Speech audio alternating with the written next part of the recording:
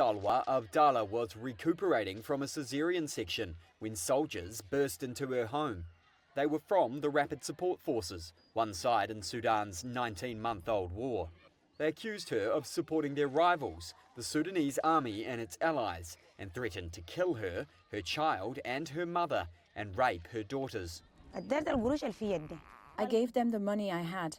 They asked me to give them my jewelry. I told them I will give them my jewelry. They told me, give us the jewelry while we go to another home and come back to you.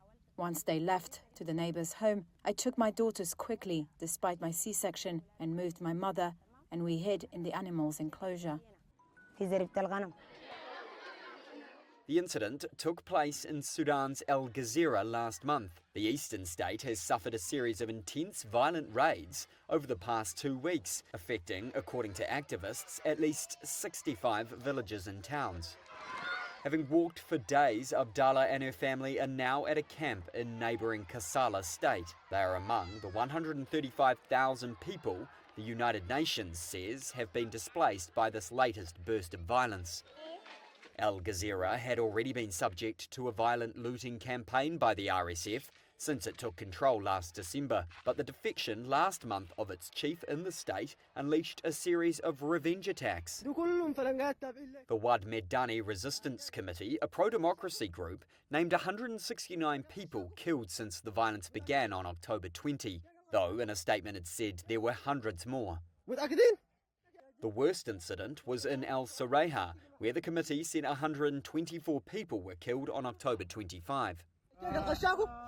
Video verified by Reuters showed RSF soldiers lining up men. Many of them were elderly and some in blood-splattered clothes.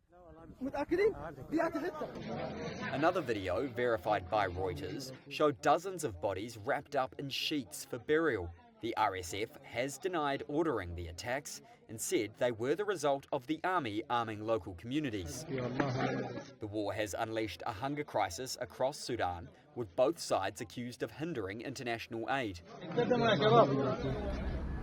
Back in Kassala State, Hashim Bashir sits in the bus that brought him here from his home in El Gezira. His leg was amputated before the war began, but his disability didn't stop soldiers from throwing him out of his home. They are very vicious. They do not have mercy for the old, women, men or children. They beat. If you survive their gunshots, they hit you on your head.